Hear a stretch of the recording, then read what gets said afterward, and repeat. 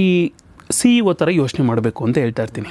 CEO ಏನು ಮಾಡ್ತಾರೆ ಹೇಳಿ, ಈಗ ಒಂದು ಕಂಪ್ನಿ ಓನರು ಅವರು 3 ಕೆಲಸ ಮಾಡ್ತಾರೆ.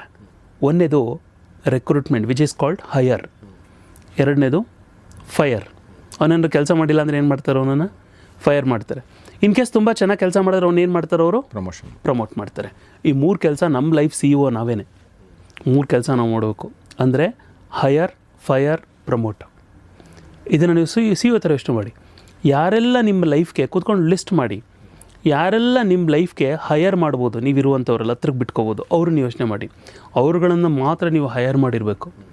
ಯಾರೆಲ್ಲ ನಿಮ್ಮ ಲೈಫ್ಗೆ ಅವಶ್ಯಕತೆ ಇಲ್ವೋ, ಅಟ್ಲೀಸ್ಟ್ ಫಿಸಿಕಲಾಗಿ ಡಿಟ್ಯಾಚ್ ಆಗೋಕ್ಕಾಗಿಲ್ಲ ಅಂತ ಹೇಳಿದ್ರೆ ಮೆಂಟಲ್ ಎನರ್ಜಿನ ಡ್ರೈನ್ ಮಾಡಿಸ್ಕೊಳ್ಳೋದಕ್ಕಿಂತ ಮುಂಚೆನೇ ಅವರಿಂದ ದೂರ ಇರಬೇಕು. That is called fire.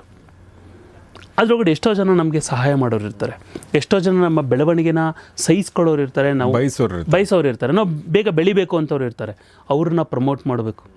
Which means ಅವ್ರ ಜೊತೆಗೆ ಜಾಸ್ತಿ ಟೈಮ್ ಸ್ಪೆಂಡ್ ಮಾಡೋದ್ರಿಂದ ನಮ್ಮ ಲೈಫಲ್ಲಿ ಏನೋ ಅಚೀವ್ ಮಾಡಿದಂಥ ಫೀಲಿಂಗ್ಸ್ಗಳನ್ನ ಬರೆಸ್ತಾರೆ ಅವರು. ಅದೇ ನಾವು ಫೈರ್ ಮಾಡಬೇಕಾಗಿರೋದು ಯಾರು ಅಂತ ಹೇಳಿದ್ರೆ, ನಾನು ಯಾಕೆ ಬಿಸ್ನೆಸ್ ಸ್ಟಾರ್ಟ್ ಮಾಡಿದಪ್ಪ ಅಂತ ಯೋಚನೆ ಬರೆಸುತ್ತಲ್ಲ ಅಂಥವ್ರನ್ನ ಫೈರ್ ಮಾಡಬೇಕು ಅಂತೇಳಿ. ಸೊ ಯಾವಾಗಲೂ ಒಬ್ಬ CEO ಥರ ಯೋಚನೆ ಮಾಡಿದಾಗ ನಮ್ಮ ಲೈಫಿನ CEO ನಾವೇ ಆಗಿರ್ತೀವಿ.